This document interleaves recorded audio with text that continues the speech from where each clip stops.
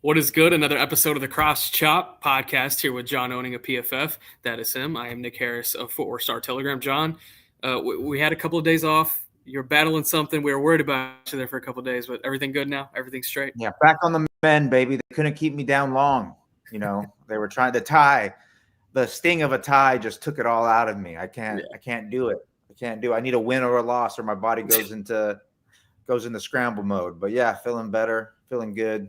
Excited for this week. Cowboys. I think we're favored. I think we should win this one. So I'm feeling good. Can I destroy some of that optimism right quick, right off the start here? We're gonna start with some injury updates coming out of this game against Green Bay, and it's gonna be tough. Already down 2 starting offensive linemen in Tyler Booker and Cooper Beebe. Obviously, not expected to get either of those guys back. There are 2 more starting offensive linemen that have concerns going into the game against the Jets. So Tyler Guyton, starting left tackle, he is in concussion protocol, remains in concussion protocol. That's one of those things where, like, one day he might be good or he might not. You think back to Jake Ferguson last year. He missed 2 games to a concussion. There's been plenty of other times where guys miss no games. So it's really a case-by-case basis, and we'll be keeping track of Tyler Guyton throughout the week. And then Tyler Smith, he had an MRI done on his left knee today. Never good to hear that an MRI is being done, but he is hopeful that he can play on Sunday, awaiting the results on what exactly came of that MRI. But there is a reality, John. We're going to go ahead. Let's keep it with the offensive line for a second. There's a reality that Terrence Steele might be your only Week 1 starting offensive lineman available against the Jets. That is a reality that you could be facing. You'd get Nate Thomas, who, Dustin Roberts right here. Nathan Thomas would probably get the start at left tackle. I could almost guarantee he would get the start at left tackle. Tyler Guyton did not go. Left guard's where it gets a little tricky. Do you move TJ Bass over to left guard? That's probably what I would do. And then you have Hakeem Adeniji at right guard, the veteran that they brought in over the offseason. You're going to have to do a lot of shuffling to figure it out if Smith and Guyton both cannot go. Yeah, it's going to be very interesting. On one hand, it'll be good to see a longer stint with Nathan Thomas. I liked a lot of the things that he did against Green Bay in his short stint. I thought he looked pretty good, especially when he was on the left side. I thought he looked a lot more comfortable and consistent on the left side with his sets, with his hand placement, with his one-to-one positioning with his opponent. He was doing a much better job. I felt like there's positional maintenance, I guess is the proper term there. And then TJ Bass, like you said, I mean, I understand why you want to move him to left guard, but he played so well, I think, at right guard. It would be hard to make me move, but obviously I think what you should do is, if whoever is coming in is more comfortable at right guard, probably move Bass over to left guard. But personally, it's just hard to move Bass after the type of performance he had against the Packers, where he was performing, it wasn't perfect by any means, but he was, in my opinion, the best offensive lineman throughout the game, especially because Tyler Smith was dealing with so many penalties and stuff and kind of struggling in pass protection a little bit. But I was really, really, really impressed by TJ Bass's ability to step into the game and play and perform capably. And it's going to be might be one of the worst games on the schedule to have a all injured interior offensive line, because that boy Quinnen Williams, that dude, he's playing, and he's probably on the Jets in a very poor start for them. He's been the lone bright spot, in my opinion, from the little things I've watched of the Jets. He's been phenomenal against both the run and the pass. He's just one of the elite defensive tackles in the NFL, and I'm not sure he's going to give the Cowboys the benefit of spitting at their quarterback and getting him kicked out before the game even starts, or like Devontae Wyatt getting hurt within the first quarter or first half of the game. I think the Cowboys are going to have to deal with this guy for 60 minutes, and that's going to be a tall task to handle, even if you were fully healthy. So the fact that they're not, it worries me a lot, especially because we saw a lot of the warts come through in Brock Hoffman's game. I thought he had a really poor performance against Green Bay. I thought he was probably the biggest weak link up front. He really, really struggled with one-on-one blocks. He wasn't as clean with his combination blocks. He struggled in pass protection. And if the Jets can get, Quinnen Williams one-on-one matchup against Brock Hoffman, that's going to be a bad day at the office for the Cowboys. Let's stay on the offensive side of the ball. More injuries. We're not done yet. Kevontae Turpin not expected to play on Sunday, dealing with a foot injury that he suffered against the Packers. From what has been communicated to me, it's very similar to what Deron Bland just went through. So could be multiple weeks for Kevontae Turpin, which is super, super tough because you're already down CeeDee Lamb. You saw Turpin really take a step forward, the whole receiver room take a step forward in CeeDee Lamb's absence this past Sunday. You're going to need even more from those guys going into this upcoming game. So Turpin not expected to go. That's not only an impact on offense, that's also an impact in the return game, in which I would tell you that they would turn to backup returner Miles Sanders. But Miles Sanders is also not expected to play on Sunday because he's dealing with knee and ankle issues. I will say there's a little bit more optimism for Miles Sanders. They are going to try to run him out on the practice field on Friday with the rehab group, see if they can at least give him a game determination to maybe work on the field on Sunday prior to the game to potentially get cleared. But there's a long road ahead of Miles Sanders to play on Sunday. And so it sounds like this is going to be the week for who Kelly's asking about here. And Jaydon Blue, this is probably going to be the week that he makes his NFL debut, not only at the running back position, but you could see him factored into the return game as well. Who else can they turn to in the return game and on the offensive side? I would expect Jalen Cropper to get another elevation going into this game. He can factor in not only in the return game, but also on offense. You could also look at Jalen Tolbert. That's a guy that they've liked early on in the return game. But would you risk another receiver potentially getting hurt in the return game? I don't know if you do. So you're running out of options. Wanye Thomas is another option, but safety is also thin. Wanye Thomas is going to be making his start, his second start of his NFL career in place of Malik Hooker on Sunday. So you have 5 starters that are going to be out, and you have the potential of 2 more in Tyler Guyton and Tyler Smith. It makes me a little bit worried about what's coming up against this Jets squad. We're going to dive into it a little bit more later. But first, this is our first episode since the wild game that happened on Sunday between the Cowboys and Packers. Neither John or I saw it coming. I think it was one that a lot of people did not see coming. And it was funny because I was talking to Nick Eatman of DallasCowboys.com going into that Week 2 game against the Giants. And we were talking about how we've never seen a tie before. And it almost happened in Week 2 against the Giants. And then it finally did happen this time around in Week 4 against the Packers. So, John, walk me through your emotions of this game. It was wild. You saw a lot of great things. You continued to see some bad things. But just kind of walk me through all of your thoughts on what a wild game it was on Sunday night. Yeah, it was a roller coaster of emotions. And early on in the game, I was feeling very pessimistic because the Cowboys were, so entirely spooked by the Packers pass rush and Micah Parsons' ability to apply quick pressure. I mean, I feel like that first quarter, they were running the ball on second and third downs. They were using quick passing game, getting the ball out super quick, not allowing anything to develop in the intermediate or deep portions of the field. But then once they got the run game a little bit more established and they could start using play action, then they started being able to take shots downfield. And they were doing – Dak Prescott was just magnificent throughout the entire contest. I mean, Micah Parsons had a really, really, really good performance, a really dominant performance. He was giving Tyler Guyton especially fits on the edge. He was. But Dak was doing such a good job of pocket management, getting the ball out quick and finding his targets with accurate passes. I think that has been the thing that has really separated Dak this year from previous years, is just how accurate he has been. I think he has the highest accuracy percentage in the entire NFL, and he's never sniffed that in even his MVP year, or where was he? He got second in the MVP race or third. Yeah.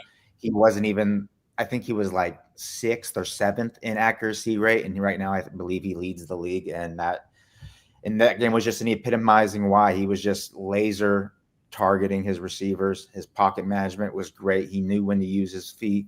It was just such a phenomenal performance by Dak Prescott, and really epitomized how he's really carrying the Cowboys on his back so far. So it was just really, really impressive there. The defense, obviously, it was really tough. They were getting, basically the Packers were getting everything they wanted for the most parts. I still think there were some positives. I thought Kenny Clark played really well. Thought Oso Digizua played pretty good. We saw some really good things from Donovan Ezrawaku against the run. You saw him starting to piece together things a little bit better rushing the passer, so I thought that was very positive. I thought Trayvon Diggs had the strongest day in coverage altogether. Thought probably his best day in coverage of this season thus far. I thought Wanye Thomas brought a lot of positive consistency to the back end of the Cowboys defense when he was in there in place of Hooker. When Hooker got hurt, I was really impressed by how solid Wanye was in coverage there, just being inserted in, and that gives me some optimism that the Cowboys safeties might be a little bit better with him in there, just because he's a better fit schematically in this defense, something that you've particularly been calling for since, what was it, week 2. And I think that really showed to be key there. But obviously the stuff down toward the end zone, I wasn't the biggest fan of the way they called that sequence by Shoddy, I think. But overall, I thought Shoddy, especially from the second quarter on, he was really in his bag. He was scheming up opportunities. Him and Clayton Adams had the run game going with a bunch of different concepts, whether it was jet sweeps, reverses, and stuff. And they kept the Green Bay Packers defense, when they're so fast, and so flowing to the ball, you have to give them, you have to give them misdirection. You have to, give them eye candy and stuff that makes them fire on certain aspects, but then you bring the ball to another area of the field, and that was having a lot of success. So just really impressed with those type of things. Obviously the same issues that we had. Kyrie Elam was a big issue. Deron Bland was rusty coming off the injury. The linebackers were pretty poor.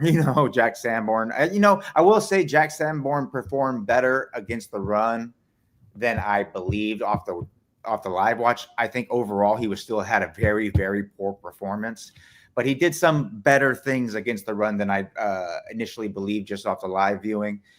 Kenneth Murray, we've been there. He's not great. Maris Leofau, I didn't think he had a good performance either. I didn't think that, he didn't really take advantage of his opportunity in Damone Clark's spot. I thought Shamar James did some good things, but a lot of not good things either. He didn't really do anything that made me like, oh, you got to put this guy in the lineup. You got to, increase his snap usage. But maybe that's something that, he's young. He needs experience. And maybe with more snaps is something he can get more comfortable out there. And yeah, so that's basically my thoughts. We really wish the Cowboys could have finished the job and took home the W. But all things considered, going against a team like the Packers, who, like we lined up there, their strengths really aligned with the Cowboys' weaknesses, so it wasn't a good matchup. I thought Cowboys performed, about as well as you can expect. But I will say, I think that the one thing that really, really helped them is that Devontae Wyatt injury. Yeah. I think that really allowed them to get some push on the interior offensive line and create some advantages there that they might not have been able to. And that, that cascaded into the Cowboys being able to do a lot of different things. And, so yeah, I think if Wyatt wasn't injured, I think it would have been a little bit of a different game. I don't think the Cowboys offense would have been quite as successful, but I mean, Dak Prescott was just on such a heater that I'm not sure there's a defense in the NFL that could have really shut down the Cowboys with how well Dak Prescott was playing. Let me ask you, that 4th and goal in overtime, are you going for it? Or are you okay with settling for the field goal? I always go for it. I always like the aggressiveness, and especially because you're putting them you're not only are you going for it, but if you don't get it, they're so far pinned back that you think that hopefully your defense can have a better shot of holding them and not allowing them to score. But I always like the aggressiveness in those situations, especially in an overtime where I believe a touchdown there that would have won it. I don't think the Packers wouldn't have had the time to score. So it wouldn't have technically won it like right off rip, but it wouldn't have won it. But I think it would have won it in the end, as we saw with the Packers driving and everything. But I understand why they don't do those type of things. It's really easy when I don't have all the pressure on me and all of that. I can just sit here and say like, yeah, just go for it. But when you're in that situation with everybody around you and bunch of 20 to 30-year-olds all looking to you to say what you want, pressure, whether you go either way, there's going to be naysayers and people on your side. So I know it's such a tough decision to make in the moment, but I would have preferred being aggressive. I'm the type that I like going for it on 4th down. I like being aggressive in those red areas. So yeah, I would have gone for it. I think that's one of those situations where there's not a wrong answer, but I was surprised that Shoddy didn't go for it. Because we've seen aggressiveness from him in short yardage situations specifically. Especially with how well the offense was playing. offense was playing fantastic. They got down there in a hurry, and they had gone for a fourth down in Green Bay territory in the first half. And I believe that was at the point where they were down 13-2. That could have really flipped the game around if they don't convert on that fourth down. And that was an early pivotal call that he made that, a lot of people probably don't make. And so I was a little surprised that he didn't go for it on that fourth and goal opportunity in overtime. But, nevertheless, it ended up being a tie. John, you were talking about Dak Prescott. I mean, we can only say so much about the start of the year that he's at first in first in passing yards, third in completion percentage. You talk about first in the accuracy rate, still in the top for big time throws. I mean, there's a lot of categories that Dak Prescott is at the top of when you talk about around the league. He's playing at such a high level, and it's helping everybody around him because he doesn't have CeeDee Lamb. He didn't have two of his starting offensive linemen. He figured out how to make it work. And this is a guy who I think is getting to a point into his career where he can take these kind of adverse things that happen throughout the course of the season and battle back with them. And there were times in the past where he wasn't able to do that, and I think now year 10, you're really starting to see the seasoning and the experience pay off with Dak Prescott. He's seeing everything so well right now. It's hard to really count this team out of future playoff consideration when Dak is playing this way. Now, if Dak wasn't playing this way, I'd be all the way off the wagon, and I'm still like hanging off the wagon a little bit. But with the way Dak is playing, it's hard to imagine that he will not have them at least contending for a spot late in the year. Yeah, I totally agree. I think basically every important stat for quarterback play, Dak Prescott is at the top of the league right now. He's just playing at an unbelievable level, and that has allowed the Cowboys to stay. I don't know if you would say they kept their head above water, but they're definitely not drowning yet. And it's all because of the way Dak Prescott and, Brandon Aubrey are playing, basically. They're just, Dak Prescott is really just carrying this offense on his back because he is not getting great pass protection in front of him. The Cowboys are allowing pressure. I posted the stats. I don't have it in front of me, so it might not be exactly right, but the Cowboys are allowing pressure total at like the sixth highest rate, I think, or sixth to eighth around there. But those pressures have turned into sacks at I think it was the fifth lowest rate. Yeah. So he's getting pressured a ton, but they're only turning into sacks very infrequently. And that's because Dak Prescott is doing such a good job of managing the pocket, understanding when he has to get the ball out, understanding where his escape lanes are, where his checkdowns are, where his hot routes are. And he's doing just such a phenomenal job. And I think that's what's so exciting is it's not only is he physically looking great with his ability to, move, run, his arm looks great, his mechanics look great, but he's mentally at such a high level right now. He's operating at such a high level. He understands what the defenses are doing. He understands how to put his players in the right places. He's understanding when to check out of plays, when to check in the plays, and it's allowing the Cowboys offense to just have so much more success and have such a higher ceiling than they otherwise would have. Yeah, it's been really fun to witness, and we've talked about this stretch that they have coming up, but I think when you look at some of these defenses that they do have coming up, we're going to dive into the Jets defense here in a minute. You have the Jets, you have the Panthers, who have had a good secondary in years past, and that has proven true here early on. They blanked Atlanta a couple weeks ago.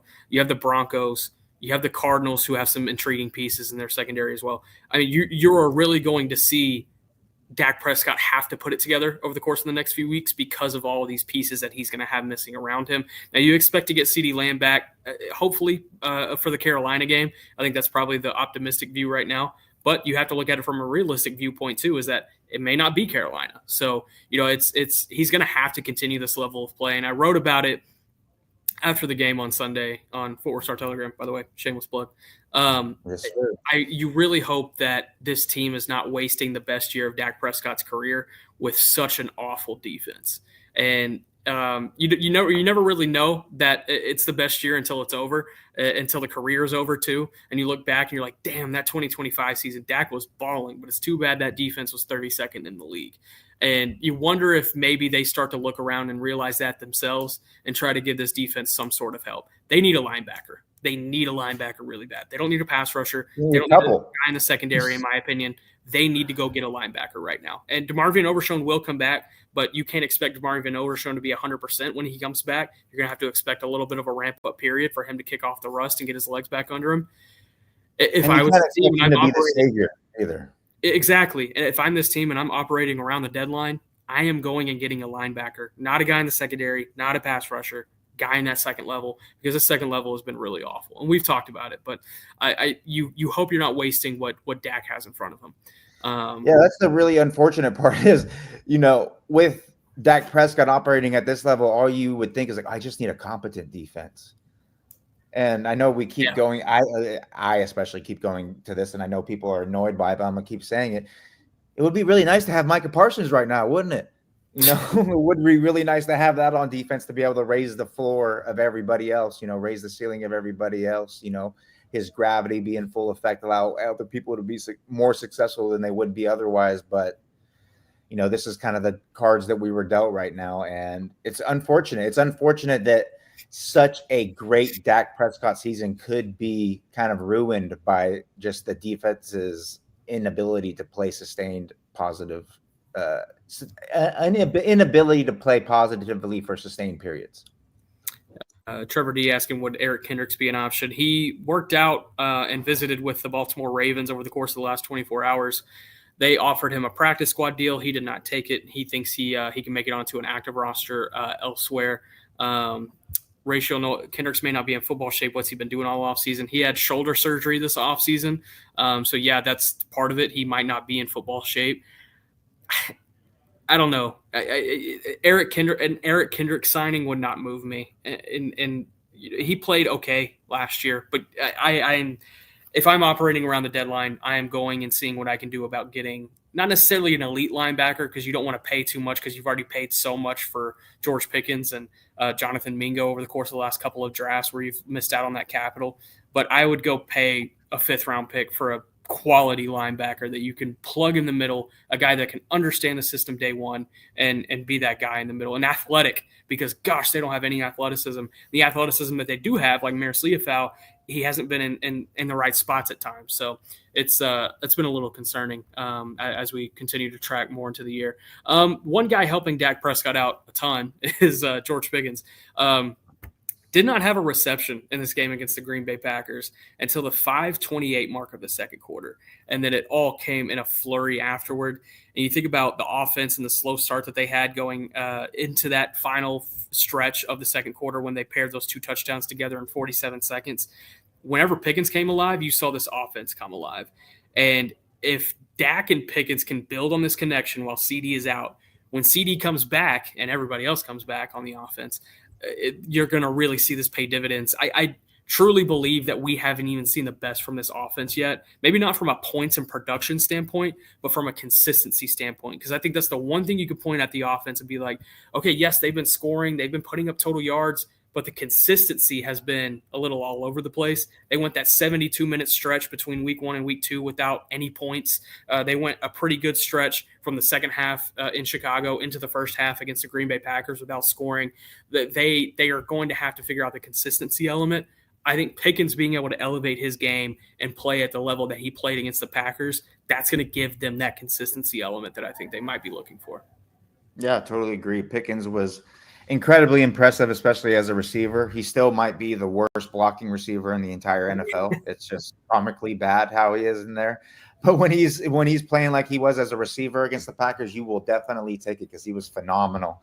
His route running looked a little bit cleaner than normal. And the thing that really stood out was just we really finally got to see the ball winner Pickens really get the show out fully for, not the full game, but that from the second quarter, 5 minutes and on, he was really just showing his ability to be a ball winner and the things that make him such a talented and, salivating superstar on the outside. And you think of having him and CeeDee Lamb fully healthy for long extended periods of time, and the Cowboys offense is going to have a lot of success.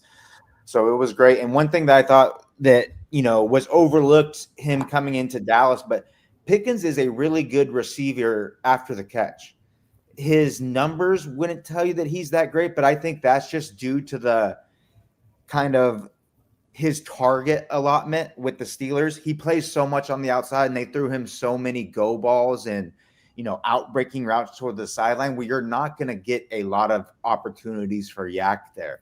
But when you see him get the ball in the middle or on those slants, like he did against the Packers that he turned and took into a touchdown, I think that's when you see his ability to create with the ball in his hands really comes into play. I think he's a really, really talented ball carrier when he gets the ball in his hands. I think he sees the vision really well. He's subtly elusive.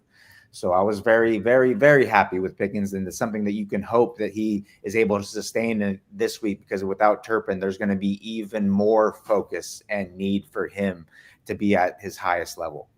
There's a question I have about Pickens, but it kind of dives into our next topic. And so it's going to be the first question of what I have here for this Dallas offense versus the Jets defense. And it has to do with that guy in the top right corner, George Pickens against Sauce Gardner. Who do you like and why? It's interesting. Sauce Gardner hasn't really been as good the last around year and a half as he was to start his career. He hasn't really been as successful. He's been racking up a lot of injuries. I think I saw something earlier that he has like 4 penalties already called on him to start the season. And we've seen how George Pickens' ability to draw, those deep passing interferences and holding penalties. So that's something I think that could play a big part, where maybe Pickens doesn't have, over 120 yards receiving or anything, but if he's able to pick up a couple long pass interference penalties, that's about as good. That's about the same thing, and it still creates offense for the Cowboys. And I think that's something that could play a big factor.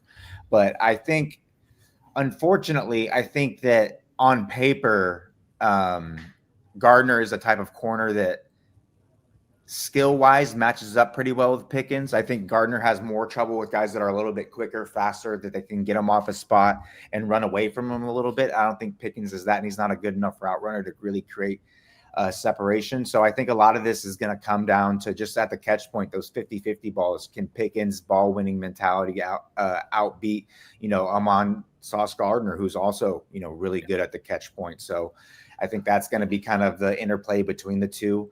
I would say that because the penalty factor is what I think kind of leans it in Pickens' favor a little bit right now, but it's something that I could see it going either way. I could see Pickens having a big day because he's able to just be a ball winner and win at the catch point so consistently against Gardner. But I can also see Gardner having a lot of success in those situations as well.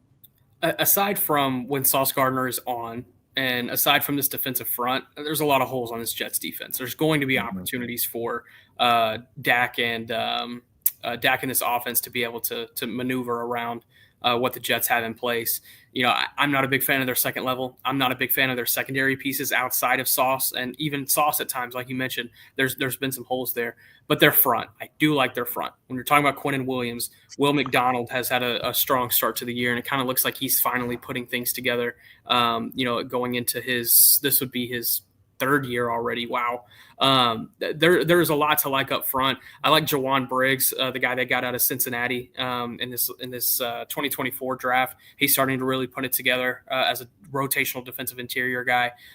This front is good, and but you worry about it if this Cowboys offensive line is down 3-4 starters. You worry about what exactly they can do to help protect Dak Prescott. You're going to be asking a lot out of Javonte Williams and Jake Ferguson and Brevin Spanford to be able to chip and help protect. But overall, where are, in your opinion, the biggest issues that you would see up front? Is it Will McDonald or is it Quinnen Williams?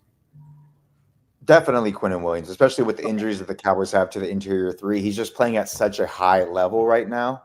Yeah, that I think he's someone who can really take over a game if you don't match up against him properly. Will McDonald, he's the type, he can rush the passer really good, but he's also a sieve versus the run. He's someone who can get moved. He's someone who doesn't really set the edge well. He can get wide, and I think the Cowboys would be wise to run at him consistently. Especially, if he's over there lined up against Terrence Steele. I think Terrence Steele, that's a really good matchup for him in the run game, as bad as it might be the other way in the passing game. But he's that, I think Will McDonald is that guy that Cowboys fans were trying to act like Micah was, just run at him and he'll have success. I do think that's something that you can do against a guy like Will McDonald. I really think he's a very, very poor run defender, and the Cowboys can have a lot of success targeting him. And I think as a whole, outside of the defensive tackle position, I think the Jets defense is weakest up the spine of the defense. I don't think the inside linebackers are very good. I don't think the safeties are good. And I think that's an area that you can really exploit and attack them consistently, especially like I said last week, if you can get the run game established and really get this play action game passing going, because these Jets linebackers, they will take the cheese, man. And you can create those giant voids in between the zones, and you can have a lot of success in that area of the field against this team. So I would say, people like Jake Ferguson would be probably someone who can have a really good game. Maybe Jalen Tolbert sitting in between voids, in between zones, could have a good game, those type of things. So I would really look for the Cowboys to really attack the spine of the Jets defense. Yeah, I'd be looking for that secondary receiver, whoever that ends up being in this game, to have a big game. And it could be Jonathan Mingo. He was activated, or his practice window was activated today. So he has 21 days to be able to ramp up and get back into football shape. But he's been doing that over the course of the last couple of weeks already. And so there's a reality where he probably makes his way onto the roster by Sunday. And that's more help in the blocking department too, especially in run block. I mean, that's your best blocking wide receiver for my money is Jonathan Mingo. So if you're able to have him, that could definitely benefit as well.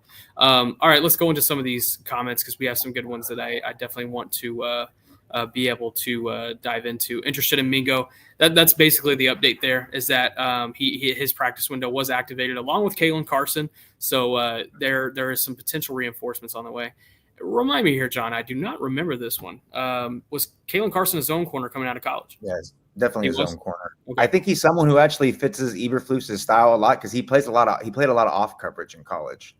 Yeah. So this is something that I think he's one of the few cornerbacks who I think this scheme kind of fits his skill set a little bit better than otherwise. So you never know, obviously, with someone who's coming off an injury and didn't really have an off season, how they're going to hit the ground running. But I do think he's someone who fits a little bit better in Eberflus' scheme than maybe some of the other corners do. A chance to defend the brand here, John. How do you explain Micah's PFF grade? No beef here, just interested in learning about PFF grade theory. I will add before you get into it, Micah was a lot more disruptive than the stats show, but go ahead, John. The word that really annoys me there, sorry, Matt, I'm not taking this out on you. It's just been something that has been consistently said on Twitter, and it just really, really hurts my brain, but neutralized. He was not neutralized at all. Let's say you just from a totality of a grading perspective is you want to grade the players on the things that they can control themselves. So, for example, if a quarterback throws 2 deep passes and they both land in the exact same spot, but the receiver catches one, runs it in for the touchdown, and the other one, it clanks off his hands and falls, that quarterback is going to get the same grade regardless because he cannot control the receiver making the catch. Another example, for let's say there's 2 edge defenders. They both get pressure, immediate quick pressure, in let's say like 2 seconds, and they get their hands on the quarterback. For the first person, say they're playing like a generic zone coverage, the hook drop defender relates to the slot receiver who's running a hook route, and he closes that throwing window. So the quarterback can't get the ball out quick. The first rusher gets the sack. The second one, the hook drop defender's late. Maybe he takes the cheese of a play action, or maybe he gets widened by another route, but he's not as quick to relate to that hook dropper. So the quarterback can get it out, and the edge rusher doesn't finish that ball in a sack, which is essentially what was happening to Micah Parsons consistently. And everybody is looking so much at the box score that he didn't have sacks. He didn't have these forced fumbles, blah, blah, blah, blah, blah. He didn't have those things. You guys are judging him for things that he cannot control. What he can't control is beating the offensive lineman in front of him and getting to the quarterback as quickly as possible. If the quarterback just so happens to get the ball out quickly, he's not going to get downgraded for that. So obviously he's going to get. They did the usual. They're just going to chip him right. Sorry. Yeah. And you're seeing this. See, Dak's getting the ball out super quick, and Micah's getting there. And against other quarterbacks or against maybe the Packers secondary and linebackers are a little bit better in their coverage, those turn into sacks. For the things that Micah can control, he was fantastic. And just these people trying to act like because he didn't have sacks, because he didn't blow up the game for the Packers defense, that he wasn't good or doesn't deserve a monster grade. He deserves the monster grade because for the controllables, he was fantastic. but for things that were out of his control, didn't allow him to get the production that type of play typically leads to. So he was fantastic in my opinion. I think that really kind of for me explains best why he graded so highly despite not really having the box score snaps to really back it up. When a guy is having 10 pressures in a game and he has a 30+ win percentage, he's going to get a 90+ grade most of the time, unless he's a complete sieve against the run or unless he's getting tons of penalties that are hurting the defense. And Micah Parsons was neither of those. So I just think it's just people too much looking at the box score and expecting like, oh, he should have 3 sacks if he's going to have a 90 whatever grade. And it's just frustrating because I think people are kind of not understanding what a PFF grade is trying to be descriptive of. Yeah, agreed. Let's see. Let's go into some others. Ratio now. Dak Prescott in a balanced offense, one of the most dangerous men in the league. Agreed. And you're seeing that balance on display. I think that's a really good point. The running game has certainly been able to bring out the best in Dak, and that's been cool to see. Another thing that was cool to see, another one here from Ratio, Easy is coming to his own now. Donovan Ezaraku played so well in the run game on Sunday. And if you can get that level of ascension from him week after week, it's going to eventually come together for him from a pass rush perspective. He got close to the quarterback a couple of times. I thought we had him on one where we finally got our Donovan Ezaraku sack, John, but it's coming. Donovan Ezaraku's coming. Yeah. One thing I will say, he is definitely not on the Abdul Carter timeline, because if you watch that dude's another level, man. That dude, there's a reason why that dude was a top 5 pick. And I think he's going to, like I said during the Giants week, nothing that he's done since he's entered the league makes me think he's not going to become one of the best pass rushers in the NFL year after year after year, from year 2, 3 on. He's just a fantastic player. But I do agree that this was a big step forward for Ezaraku. He was doing a lot of better things against the run. And he was those little adjustments I talked about with the spacing of his move and stepping on the toes of offensive linemen, getting more into range so that he can land and parry strikes and get to the edge. He was doing that so well. It seemed like, whatever coaching that he got or anything, this week, a lot of the issues, at least that I had, he really answered them and adjusted accordingly. And that allowed him to be much more successful. And I'm hoping he continues to carry that on week by week by week, because if he keeps doing it, the sacks, the pressures and stuff, that stuff's going to come. It's going to come in bunches once he gets that consistency ironed out for sure. Where's Blue, in case you missed it at the top of the show? Jaydon Blue, expecting him to make his NFL debut on Sunday against the Jets. Cowboys dealing with some injuries to Kevontae Turpin in the return game, as well as Miles Sanders in the running back room. I think either/both of those will end up leading to Jaydon Blue playing on Sunday. So expect that out of the rookie out of Texas, 5th-round pick. That'll be fun to watch, man. We'll have some things to kind of break down from him next week, which would be really cool to see. He brings an element of burst that I think this offense could definitely use with so many starters out, with CeeDee Lamb out. You kind of need that extra weapon at your disposal. Let's see. We got some good comments. I'm just trying to make sure that it would be nice to see more James Houston and less Sam Williams. I think we're trending towards reality. I think we're trending toward that reality, guys. We will. I think we're going to see more James Houston on Sunday against the Jets. We saw more James Houston against the Packers, and he got the strip sack as a result. He's the team's leading sacker right now. And he's playing pretty well against the run as well. He is. We try to act like we always talk about his pass rush ability, but he's also playing better than Sam Williams against the run as well. So I really don't see an argument for why Sam Williams should ever out-snap James Houston, given what they've shown the first 4 weeks. Piston Broke saying, got to figure out the running back room soon. If Javonte goes down for a few games, then what? Then I'm running for him, baby. They're going to sign me. Rachel Note says the next man up, Maffa. Maffa is still on IR, but they can activate him at any point. I think that's kind of more of a situation of they don't really have a roster spot to put him at right now. Trevor D is saying go at Sauce Gardner. They may be without their other corner, Carter, as well. Yeah, he did not practice today, so that's going to be something to keep an eye on for sure. I think Brandon Stevens is the guy that's going to be playing on the outside, correct? I am not well versed in the Jets as of today. We are hoping to move closer toward that reality. I think if Carter's out, I think the nickel guy should be Azari Thomas. I can't say Wanye's brother's first I name. think it's Azarie. Azarie Thomas. I think he's going to be the slot. And that is why I really wish we had Turpin, because that is someone who can really take advantage of a matchup like that, in my opinion. Saw from a Jets writer today that the Dolphins killed them on bootlegs last week. Get that That'll be fun. play action game going, baby. Get that That'll play be action fun. game going. Create those voids in those zones. That's what you got to do. Kelly with a good question here. Do you attribute any of our technical and communication issues in the secondary to losing Al Harris? I don't want this to sound like I'm not crediting Al Harris for what he did while he was in Dallas, because I think his ball hawk, teaching style really benefited guys like Trayvon Diggs and Deron Bland. I just think his impact wasn't necessarily as large as some may anticipate. Whether it's Al Harris or David Overstreet or Andre Curtis coaching these defensive backs, the Eberflus scheme is what the issue is here. And I don't think Al Harris would be necessarily the end-all be-all solution.